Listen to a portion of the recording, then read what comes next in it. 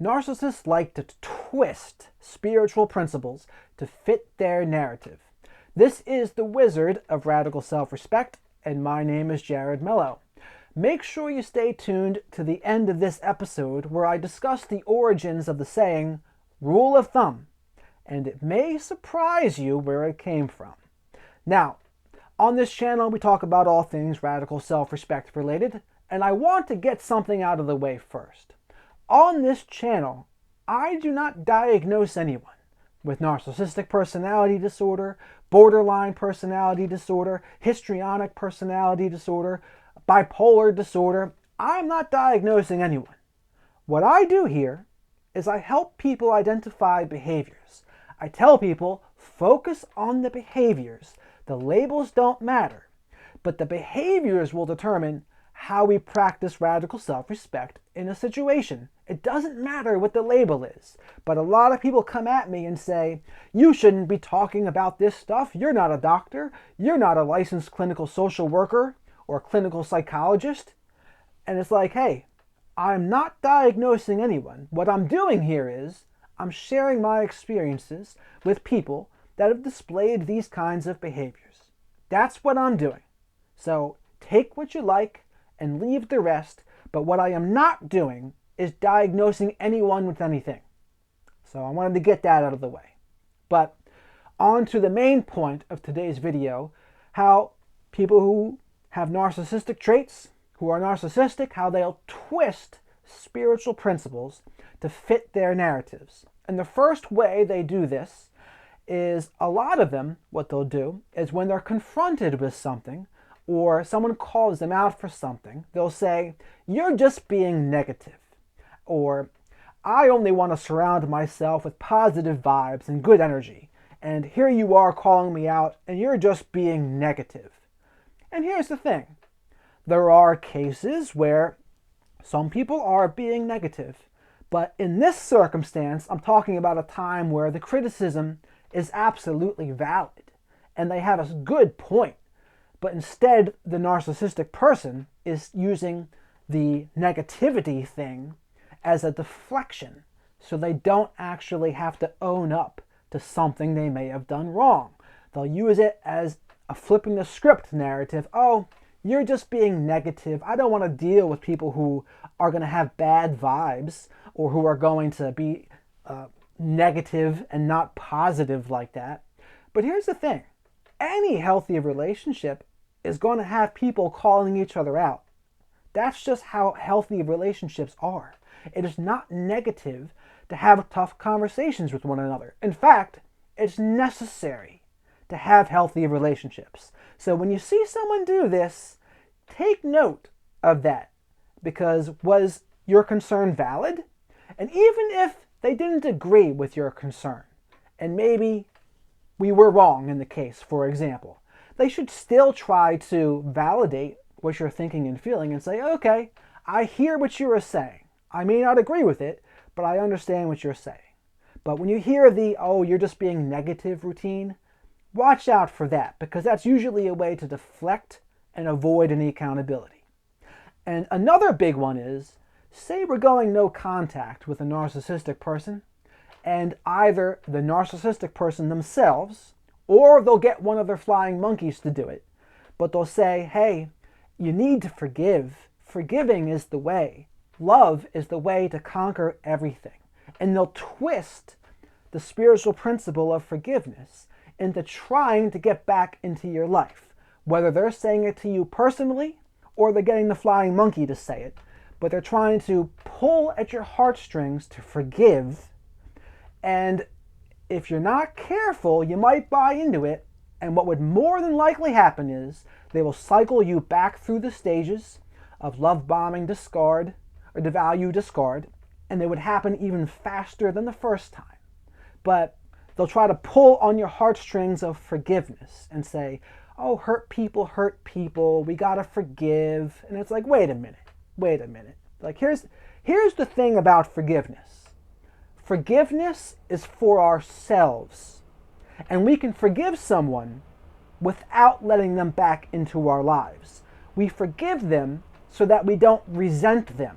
Because when we resent someone, what happens is we only hurt ourselves. So in order for us to have more acceptance and to heal more ourselves, we forgive so that our quality of life is better, so that our lives are not tarnished with the resentment of someone else. And I totally get this will be easier in some circumstances than others, but I'm all about what is going to help people be the happiest and healthiest version of themselves.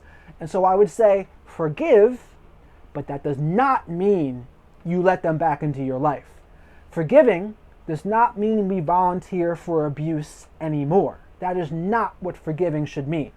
And in some cases, maybe they don't deserve forgiveness either. But in that case, I would say, look at it in a way that is the most beneficial for you, whatever that may be. What way of looking at it will make you the happiest and healthiest version of yourself? That's what I would say in that regard. But more than likely, these kinds of people, they didn't change. Unfortunately, they didn't change. And a lot of people have tried letting them back into their lives only to have the same cycle repeat over and over again.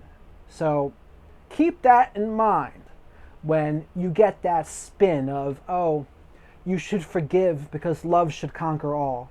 Like, I don't really like that one bit. And finally, the last thing I'll hear sometimes from narcissistic people is how they're healed completely. And often this healing completely narrative can be more of a deflection of, I don't need to do any more work on myself. I'm good the way I am. But it's like, no. Anyone who says they're just good the way they are and they don't need to do any more work on themselves, that's a major red flag. Now, I do think people can get a lot better, and I think people can have quote-unquote healed from parts of trauma, but to ever say they're just good, totally healed, that makes my spidey sense go up a little bit. And that's not to say people don't get better. They do get better.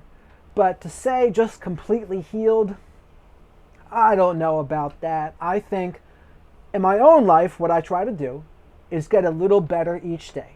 Because there's always going to be room for improvement. There's always going to be ways we can get better and do better. So I think that attitude of humility, for me, is the best way to go about things. And again, with all of these takes, take what you like and you leave the rest. But that's my thoughts on the healing narrative where they say, I'm just healed completely. I've never been a big fan of that. I like the humility of, I'm still working to get better every day. And it's never a finished process. It's a work in progress. It's progress rather than perfection. And there will always be more work to be done.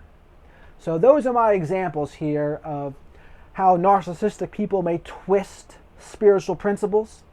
And now I want to talk about the origins of rule of thumb, the expression rule of thumb.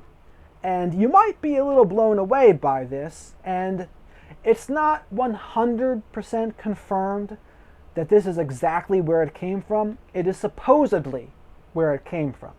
But in the 18th century, there was a British judge, Sir Francis Buller, that was known to have said that a husband could hit his wife with a stick as long as the thickness of the stick was not thicker than your thumb.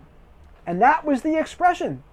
And it got some credence when in 1782, a journalist or cartoonist, he wrote a cartoon having this Judge Thumb, I think is what it was called, Bueller Thumb, as I think is what they called it.